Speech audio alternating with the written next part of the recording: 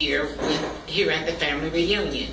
And I want to talk about something that was very important, I think, to my grandmother and her siblings, and that is respect. I want to talk about her legacy. I want to talk about her legacy and how she reflects on respect in our household.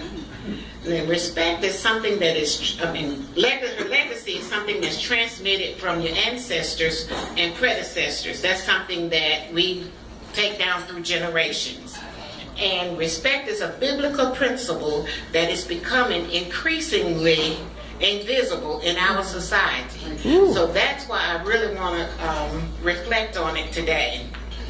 And to reflect on it, I need to talk a little bit about growing up in my household so you can get an idea what respect meant to us in our household. Growing up, we lived in a very unique living situation. I had my mom and my dad, and it was 5 kids, and I had my maternal grandparents in the home also. And with my grandmother being Elizabeth Johnson Brown, and she was, I would call, the matriarch of our family. Excuse me. She was a very proud lady, as most of you know, and she demonstrated a lot of love and respect for her family. Some people might think that living in that kind of home was sort of at a disadvantage because we had so many adults there. We had my mom, my dad, and my maternal grandparents. And you would probably say, you know, kids couldn't probably do anything. It was probably uncomfortable and chaotic.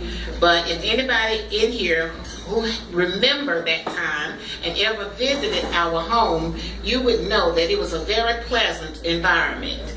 And I think more so than anything else, the environment was pleasant because of the respect that our parents and grandparents had for each other and demonstrated over and modeled for us kids. Although there were 4 adults and 5 kids, it was never chaotic. It was a quiet home. Everything was very organized, and everything was, I guess you might call ritualistic, where everybody knew their job, everybody knew what was supposed to take place. And I think a lot of that had to do with, from the top, the matriarch of the family set that tone. She had to have set that tone for us because she was an outspoken lady. She was not big in stature, but she was an outspoken lady, and she demanded respect. But in that home, we had a lot of love and happiness.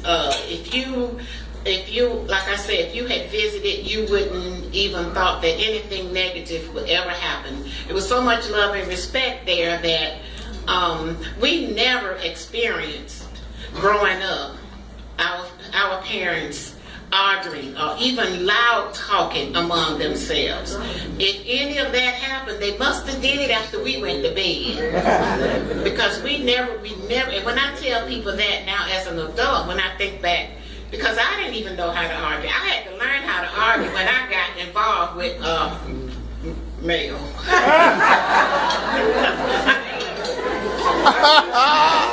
I'm sorry.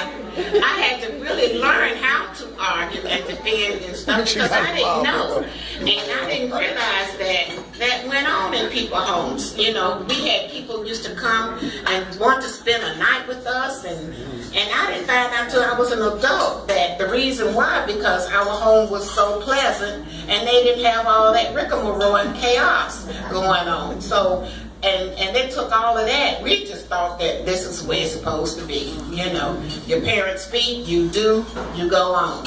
And that was how life was. And very few people can say that they've never experienced hearing parents argue or having loud arguments or having a lot of chaos. And I didn't know this as a child. But now as an adult, I realized how important that was and how that set us to be the adults we are today. Because the parents show so much respect for each other, that kind of models the respect that we had for each other as kids. They didn't, the word respect, only time I heard the word respect was when Aretha Franklin sung it.